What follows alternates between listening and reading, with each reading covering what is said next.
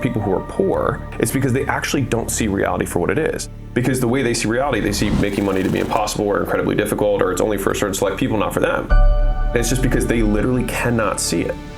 A lot of people were told things about the world that were not true and they take them as fact. And so they're making their decision calculus off of something that is not true. And so they're making conclusions off of false data. So that's why they can't see it, because what they're basing their assumptions on is false.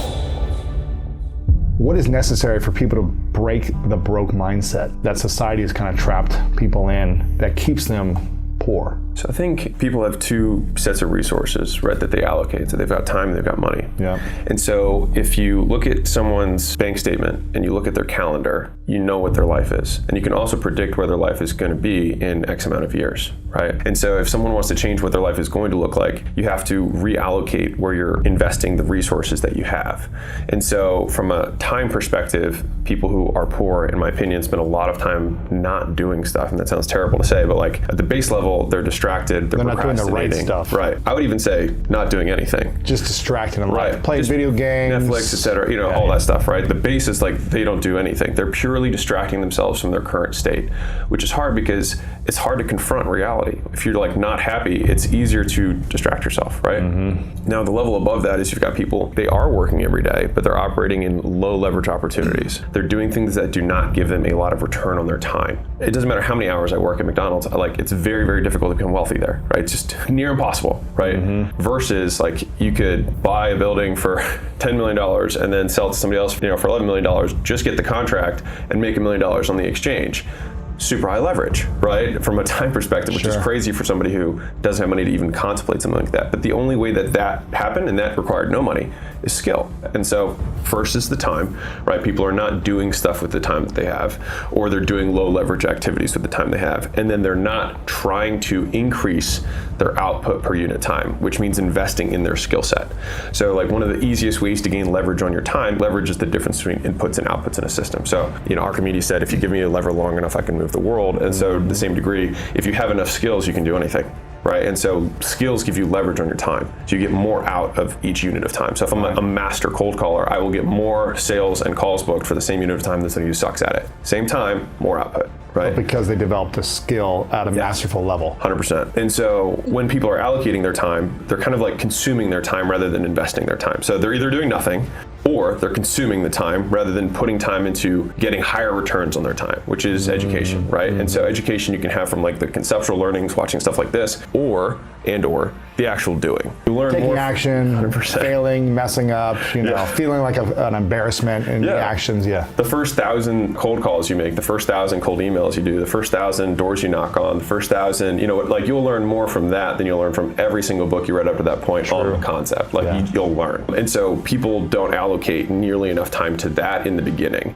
And so I think one of the things that the formal education system did really well, that people poo-poo on it, is the idea of going into debt to gain education is something that fundamentally makes sense. Yes, but it's got to be the right education that can make you money. You got to get a return on it. Yes. That's the issue, right? You have to get a return on it, because like the idea of borrowing from a future self that can make more money to pay for the thing that you're getting the skill for makes total sense. I think Elon was saying something about how Neuralink in the future, it's going to be such a competitive advantage that they could price it at whatever they want, because once you have it, you'll be so much more able than anyone who doesn't have it that you could so easily pay off the price of the thing. That's how it should work conceptually, right? Crazy. So education is supposed to work. Yes. And so this is the simplest example that I have. So a friend of mine has a 17-year-old daughter. She got a job at a bowling alley and she makes minimum wage. And he said, why don't you become a phlebotomist? And she was like, well, I don't want to spend the money.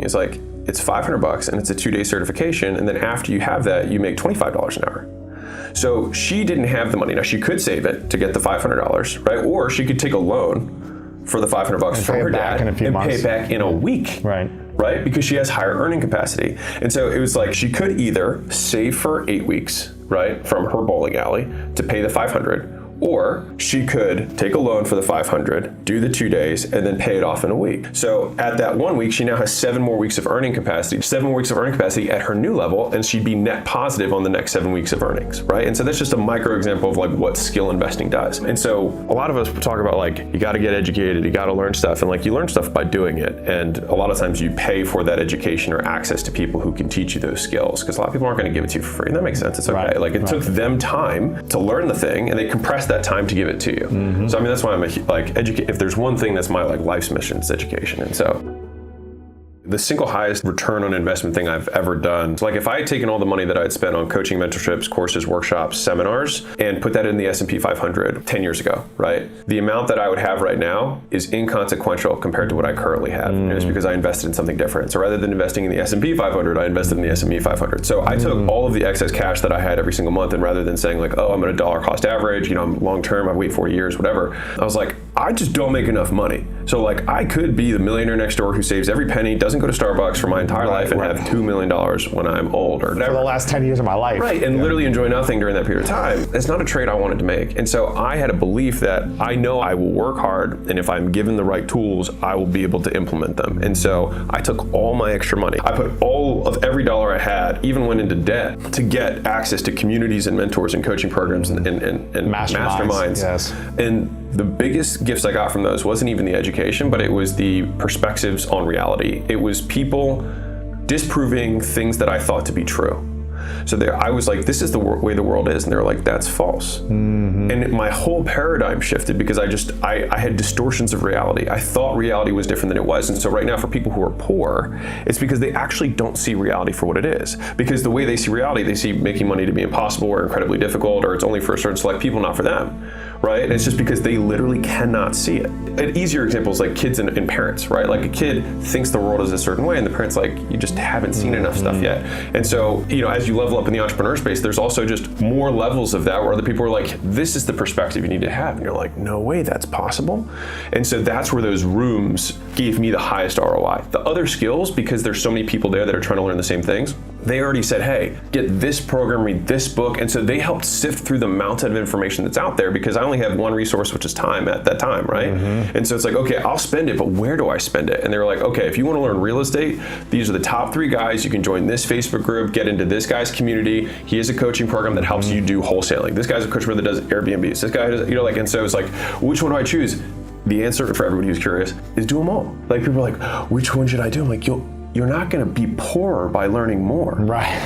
Right? And then it's not like you have a finite capacity to learn. The more you learn, the better you get at learning, right? And then the more lines and synergies you find between different skill sets and opportunities, the more dangerous you become. 100%. If you just learn cold calling, but you didn't also learn copywriting and email marketing or speaking on stage, it's the combination of multiple skills that make your earning power so much greater. I'm literally getting goosebumps. They compound. And so I have this example, I break down Jay-Z, right? And so if you look at Jay-Z in the beginning, he had, he probably had a natural proclivity for rhyming and beat or rhythm, whatever, right? So that was his first kind of skill. He probably practiced that a little bit because he was into it, right? And then he started rapping, right? So that was his first level skill. And then he learned, writing lyrics. And it's like, okay, so that's another producing, skill. Right, and exactly. Then he learned producing, and then he learned marketing, and then he learned performing on stages or something. Yes, and then he learned how to sign other people to his, how to start a label, and they started learning. And so with each of these skills, it wasn't 1 + 1, it was 1 + 1 + 1 = 10, right? And so in a formal world, the world that's not rap, if someone's good at math, they can learn accounting or bookkeeping first, right?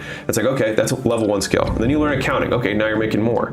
And then you learn how insurance works, and you're like, oh, okay, now you can start to see this person evolve. And then you learn how tax and tax efficiencies work, and you're like, oh. And then you learn how to package and sell businesses and negotiate those deals with, private equity and things like that. All of a sudden, that's a CFO. That's somebody who's making multiple $1 million a year, but it's the same basic few skills that stack on top of each other and get disproportionate returns on all the prior skills with each new additional skill. People ask the wrong question when they're like, which course should I buy? Which program should I do? It's do yes. them all. It's yes. Do them all. Yes to all, yeah. Yeah, you want, because each one of them you will learn things. In my opinion, there's 3 main skills in business in general. You gotta learn how to sell, you gotta learn how to build, you gotta learn how to lead. So you gotta learn how to get people to give you money for stuff, you gotta have the stuff to sell them, and then you gotta have people that work on your side to help deliver on those other 2.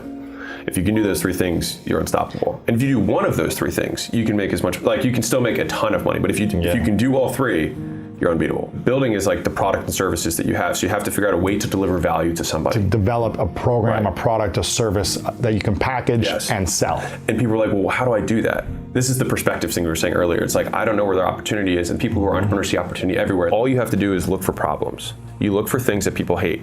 You look for inefficiencies. You just look for things that are nuisances. What are things that people do every day that they hate doing? And a big misnomer, I think, is that people think they need to have a new thing.